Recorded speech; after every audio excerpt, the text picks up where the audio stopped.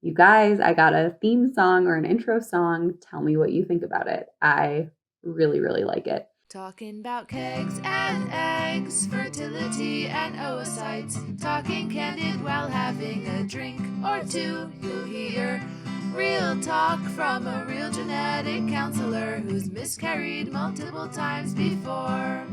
It's time for Katie Lee CGC. Hi guys, it's Katie Lee CGC here, and welcome back to my channel. Today's Kegs and Eggs. Happy Saturday. Kegs and Eggs is a segment where I talk about my eggs, my oocytes, my fertility, and share a drink with you. And today I'm having some decaf coffee because I love coffee. I could drink it all day, but it's the afternoon, so decaf. Today, what I wanted to talk about is a New York Times article that just came out last week that someone sent to me. It is about emotional cushioning.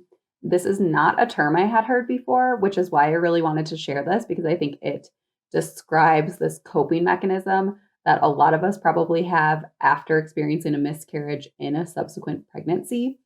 I thought it was pretty cool just to put a name to the coping mechanism of kind of expecting the worst, not getting too excited about a pregnancy after you've experienced miscarriage, which is a really common phenomenon. In a lot of the support groups I am in for recurrent miscarriage, I hear women asking all the time, like, when can you finally take a breath when you're pregnant after multiple miscarriages?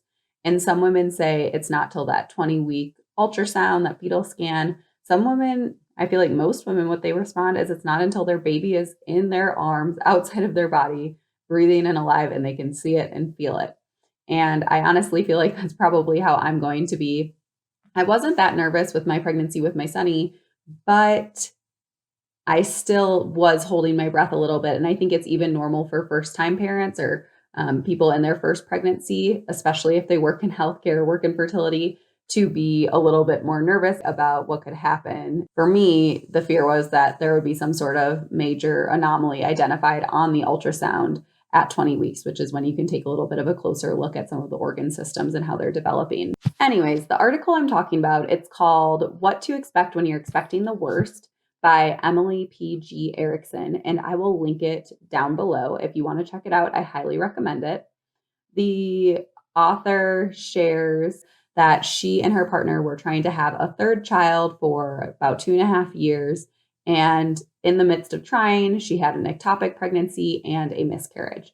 And finally, she was pregnant again, and she was really nervous going into her 8-week ultrasound.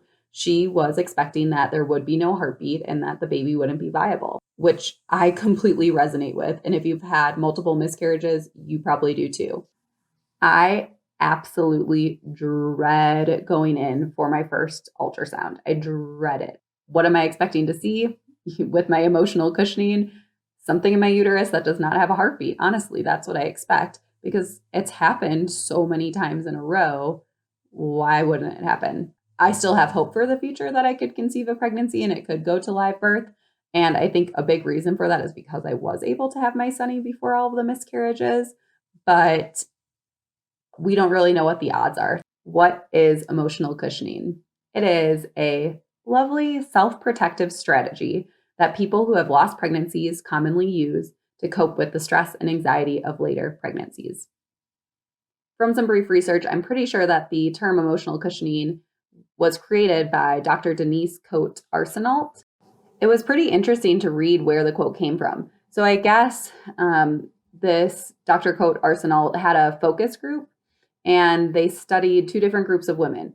One was a group of pregnant women who had a history of past losses, and the other included women who were not pregnant but had experienced losses in the past. And what they found was that the women who were the most emotional talking about their experiences and their miscarriages were the women who were slightly older and who were not currently pregnant. And then they found that the women who were currently pregnant after miscarriages were very matter of fact about their pregnancy and what's going on. They were surprised by this finding. They thought it would be the currently pregnant women who would have all of their emotions stirred up, be really, anxious, nervous, emotional about their current pregnancy, but that's not actually what they saw. The older women or the women in the retrospective group were able to explain that they too had lowered their expectations, Try not to get overly excited about a pending birth or pregnancy and not to attach to the future baby because of the devastation of the previous losses.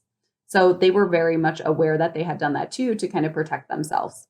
The New York Times article goes on to explain that for some, emotional cushioning can make things more stressful. For others, it's a perfectly fine coping mechanism. And if it doesn't really cause stress, there's absolutely nothing wrong with doing it. And I would even go further and say it's really hard for me to imagine after 5 miscarriages in a row and 2 years of this journey, how I would not emotional cushion. Like it almost feels like it would be incredibly silly to just get super excited about a pregnancy every single time after something's happened 5 times.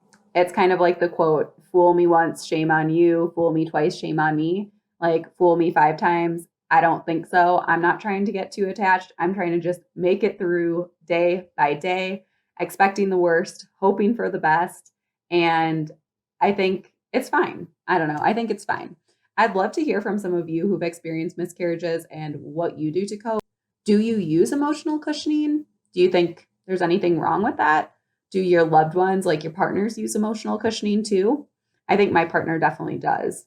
And again, I can't imagine how after 5 losses he wouldn't. We've both had some pregnancies where I've felt more hopeful or pregnancies where he's felt more hopeful. But overall, our excitement level is so, I mean, there is no excitement. Maybe a little bit of excitement for the hope of a baby, but a very, very low level of excitement. And that's okay. I mean, I wish it wasn't that way. I wish I could get super pumped and, enjoy that positive pregnancy test the way that I have enjoyed it when I was first pregnant with my sonny, but it's just not my reality anymore. Let me know down below, what do you think of emotional cushioning? And check out the articles too. I'll link them if you want to check them out. I hope you guys have a great weekend. Like this video and please subscribe. Take care. Bye.